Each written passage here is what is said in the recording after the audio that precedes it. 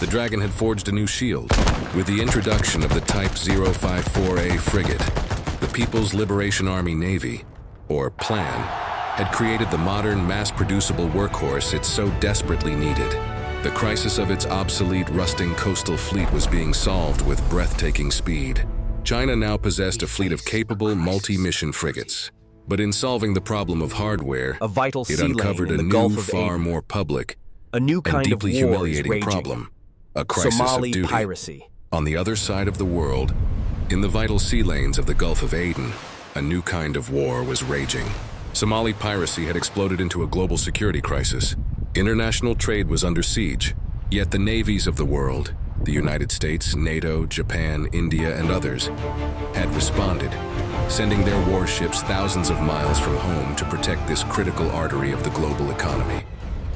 China, the nation that was now the world's factory, a nation more dependent on these very sea lanes than almost any other, was conspicuously absent. Its brand new fleet was sitting in its home ports.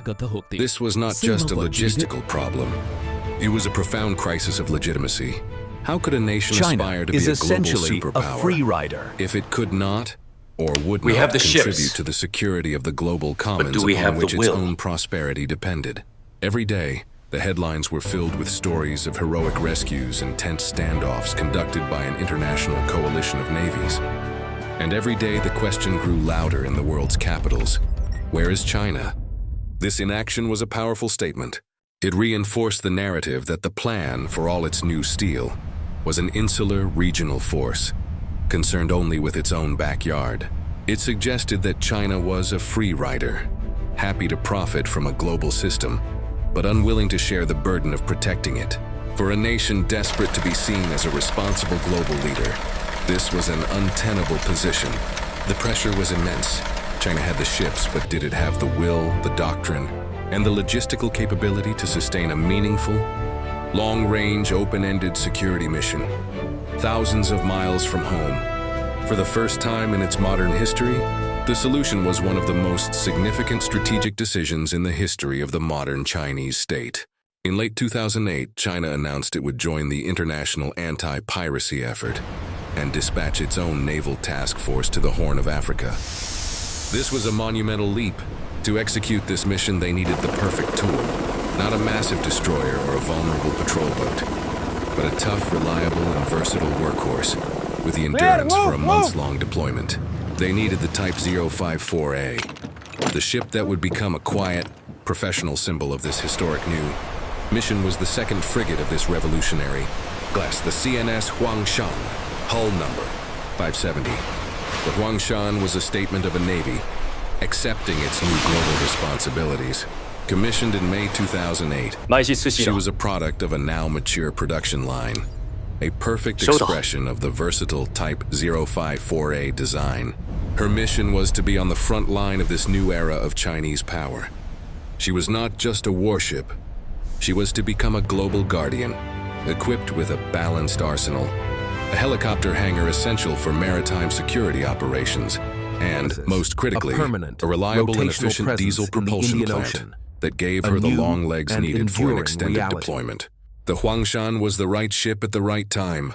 Her deployment, as part of the second-ever Plan Anti-Piracy Task Force in 2009, was a powerful symbol of China's transition from a regional navy to a navy with a global sense of duty. The proof of this new global role has been written in the logbooks of the hundreds of merchant ships safely escorted by the Plan over the past decade.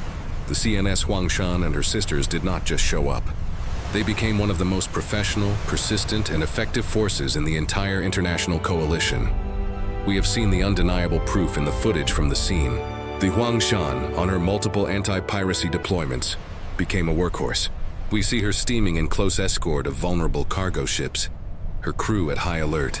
We see her helicopter launching to scout for pirate skiffs over the horizon. We see her highly trained special forces teams conducting professional boarding and inspection operations. Her performance, and that of the dozens of Type 054A frigates that have followed her in a continuous, unbroken rotation for over 15 years, was the ultimate validation of the design. They proved that the ships were reliable, seaworthy, and capable of sustaining a high operational tempo for months on end, thousands of miles from their home bases. This was not a short symbolic deployment. This was a grinding, relentless, and profoundly difficult mission that forged a generation of experienced, blue-water Chinese sailors. The plan did not just learn how to sail the globe. They learned how to protect it. The legacy of the CNS Huangshan is that she is the ship that represents the moment the Chinese Navy came of age as a responsible global actor. She is the embodiment of the transition from a self-interested, regional power to a nation willing and able to contribute to the security of the global commons. While the Suzhou would later prove the class's value in a crisis evacuation, it was the Huangshan and her sisters on the long, grinding anti-piracy mission that truly forged the soul of the modern plan. This mission was the crucible that tested their ships, their logistics, and their sailors, Keep a steady course. and proved to the world that China's naval power was not just for intimidation, but also for protection. They are the quiet professionals, the indispensable workhorses who turned a regional navy into a global guardian. The CNS Huangshan is more than a frigate. She is a symbol of a nation's acceptance of its global responsibilities. She is a testament to the idea that true power is not just the ability to fight a war, but the willingness to protect the peace. In the complex maritime world of the 21st century, the presence of these ships is a statement of a new and powerful commitment. Share this video to explore the fascinating and strategically vital story of the CNS Huangshan.